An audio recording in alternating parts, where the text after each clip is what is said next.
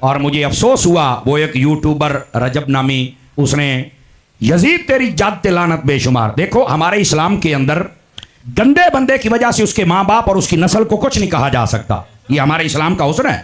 ورنہ حضرت نوح علیہ السلام کا بیٹا وہ کافر ہو گیا تھا کنان, تو کیا حضرت نوح علیہ السلام پر کوئی ایسا جملہ بول سکتا ہے؟ ہمارے اسلام کا یہ مزاج ہی نہیں ہے. دوسری بات, اگر کسی بندے کی وجہ سے نسل ساری کو گندا کہنا ہے تو پھر مجھے آپ حضرات بتائیں, آپ پڑھے لکھے حضرات ہیں, ابو لہب کس نسل میں سے تھا؟ کیا یہ بنو ہاشم نہیں ہے؟ اس کے بیٹے کیا تھے؟ کیا یہ بنو ہاشم نہیں ہے؟ تو کیا آپ سارے بنو ہاشم پر لعنت کریں گے اور برا کہیں گے؟ کہا نہیں جی گندا ہوئے تو باقی کی قصور ہے.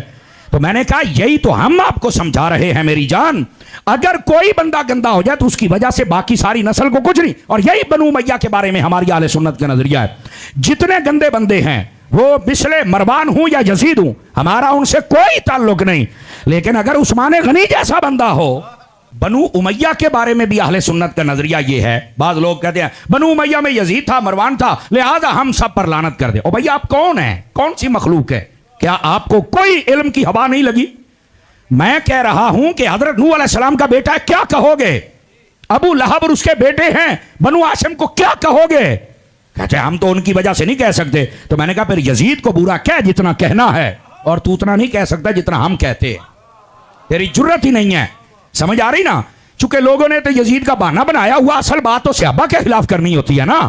تو یہ گند اپنے ذہنوں سے نکالو اور مسلمان بنو.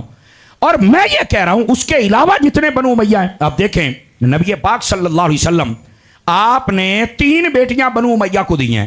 آپ کہیں گے وہ کیسے؟ بڑی بیٹی سیدہ زینب, ان کے جو شوہر ہیں حضرت ابو العاص بن ربیعہ وہ بنو امیہ کے ہیں. نبی پاک کی 2 بیٹیاں حضرت ام کلثوم و رقیہ رضی اللہ تعالی عنہما, ان دونوں کو کہاں نبی پاک نے عثمان غنی, اور وہ کیا ہیں؟ بنو امیہ کے ہیں. نبی پاک کی بیوی حضرت ام حبیبہ کون ہے؟ ابو سفیان کی بیٹی. حضرت امیر معاویہ کی بہن کون ہے؟ بنو امیہ. اور میں آپ کو ذمہ داری سے بتاؤں, مناقب آل ابی طالب میں لکھا ہے, اور یہ حوالہ ہمارا نہیں ہے, اس کے اندر یہ لکھا ہوا ہے کہ حضرت امام حسن و حسین یہ دونوں داماد تھے حضرت عثمان غنی کے.